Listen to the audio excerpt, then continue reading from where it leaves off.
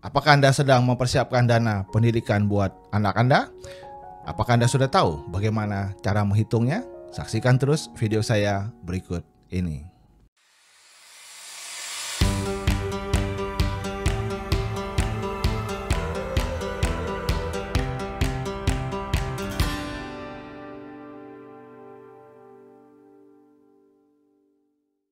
Hai teman sekalian, ketemu lagi dengan saya, Andreas Sartono, seorang Certified Financial Planner.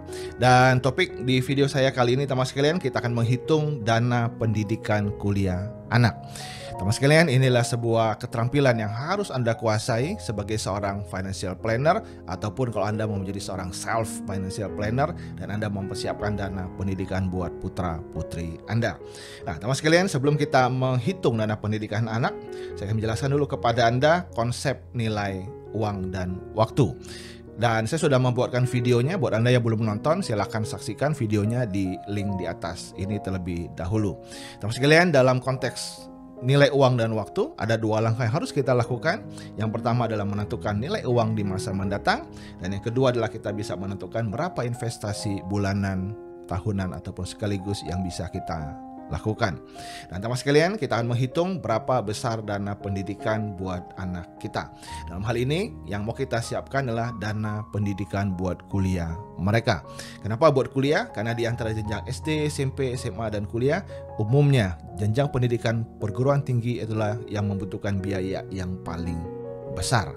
Nah, teman sekalian, untuk menentukan berapa besar investasi yang harus saya lakukan untuk persiapan dana pendidikan anak, maka ada dua hal yang harus kita siapkan datanya terlebih dahulu. Yang pertama adalah berapa usia anak kita saat ini. Nah, sebagai contoh misalkan usia anak ini adalah 2 tahun. Dan kalau seandainya kuliah di usia 17 tahun, maka sebagai orang tua artinya kita punya kesempatan untuk investasi selama 15 tahun sampai anak kita nanti berusia di 17 tahun. Nah, kemudian teman sekalian, data yang kedua yang harus kita siapkan adalah berapa biaya kuliah pada saat ini. Dan bersyukur di dunia digital ini kita bisa mendapat informasi yang sangat terbuka, dan saya mendapatkan sebuah data yang cukup valid dan sangat lengkap dari sebuah perguruan tinggi swasta terkemuka di Jakarta. Di tahun 2009-2010 yang lalu, rata-rata untuk kuliah di perguruan tinggi tersebut mulai dari masuk sampai dengan selesai 8 semester itu membutuhkan biaya 83.800.000 sampai dengan 111.300.000, tergantung variasi dari fakultas yang diambil. Dan data ini teman sekalian untuk fakultas-fakultas yang umum dan tidak termasuk fakultas kedokteran dan kedokteran gigi yang nilainya jauh lebih besar daripada nilai ini. Kemudian teman sekalian, 10 tahun kemudian atau di 2019, di 2020 atau saat ini, sekarang ini, kalau kita mau nyekolahkan anak kita di perguruan tinggi swasta tersebut, kita membutuhkan dana kurang lebih 140.200.000 sampai dengan 181.200.000 tergantung fakultasnya. Sekali lagi, di luar fakultas kedokteran dan kedokteran gigi. Dan teman sekalian, kalau kita menghitung secara nilai uang, artinya kalau dari 2009 ke 2019 atau 2010 ke 2020, selama 10 tahun terakhir ini terjadi kenaikan harga biaya pendidikan total itu 4,99 sampai dengan 5,28%. Nah, sehingga teman sekalian, dengan data ini maka kita bisa asumsikan kalau kuliahnya saat ini atau sekarang, maka kita perlu total dana biaya kuliah anak kita mulai dari masuk sampai dengan lulusnya itu sejumlah 160 juta. Dan inflasi yang terjadi rata-rata setiap tahunnya adalah 5%. Nah, kemudian teman sekalian, kalau kita mau menginvestasikan uang kita dengan jangka waktu 15 tahun ke depan, maka kita bisa menggunakan beberapa instrumen yang returnnya cukup tinggi. Yang pertama, kita bisa gunakan logam mulia. Dan kalau saya ngambil data 10-15 tahun terakhir ini, logam mulia kurang lebih pertumbuhannya 9 sampai dengan 12%. Reksadana saham bisa sekitar 10-15%. Dan untuk instrumen investasi saham yang returnnya juga paling tinggi 15 sampai dengan 20%. Nah, teman sekalian, apa itu reksadana saham dan apa itu saham? Anda bisa tonton video saya, linknya di atas ataupun deskripsi yang akan saya berikan di bawah ini. Nah, teman sekalian, berikutnya sesudah kita punya data ini, data usia anak kita, biaya pendidikan pada saat ini, laju inflasinya, dan asumsi pertumbuhan investasi yang akan kita pilih, berikutnya kita akan hitung berapa yang harus kita investasikan rutin setiap tahunnya atau setiap bulannya. Nah, teman sekalian, berikutnya adalah bagaimana cara menghitungnya. Tenang saja, kita tidak akan menggunakan rumus-rumus yang rumit-rumit, tetapi saya gunakan kalkulator yang sudah jadi, yang sudah saya siapkan dan saya bisa berikan kepada Anda. Dan kalkulator ini bisa Anda akses secara gratis di website saya, mengelolakeuangan.com. Dan detailnya, linknya kemana, silakan Anda bisa klik yang ada di deskripsi yang ada di bawah ini. Nah, teman sekalian, di kalkulator ini saya menyediakan 3 jenis kalkulator. Yang pertama adalah kalkulator peternakan uang, kalkulator investasi, dan kalkulator dana pensiun. Dan kali ini kita akan menghitung dana pendidikan anak kita menggunakan kalkulator yang kedua, yaitu kalkulator investasi. Seperti ini teman sekalian tampilan kalkulatornya, dan ada beberapa yang harus kita isi. Yang pertama yang harus kita isi adalah berapa nilai uang kuliahnya pada saat ini. Dan dari data tadi kita bisa mengambil kesimpulan atau mengambil sebuah asumsi, kalau kuliah pada saat ini maka saya membutuhkan total dana sebesar 160 juta. Ini adalah biaya kuliah mulai dari awal masuk sampai dengan lulus selama 8 semester atau total biaya kuliah.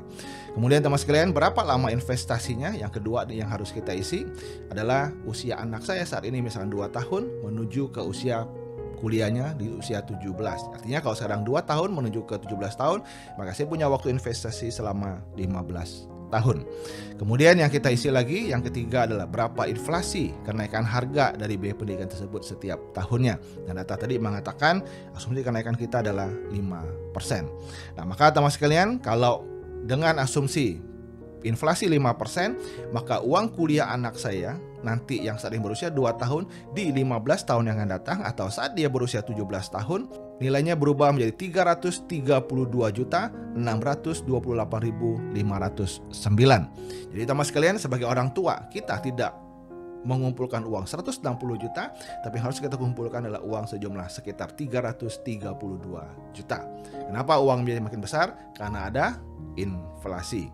Nah, teman sekalian, kalau untuk mendapatkan uang sekitar 332 juta tersebut di 15 tahun yang akan datang, berapa yang harus saya investasikan rutin setiap bulannya atau setiap tahunnya atau investasi sekaligus pada saat ini?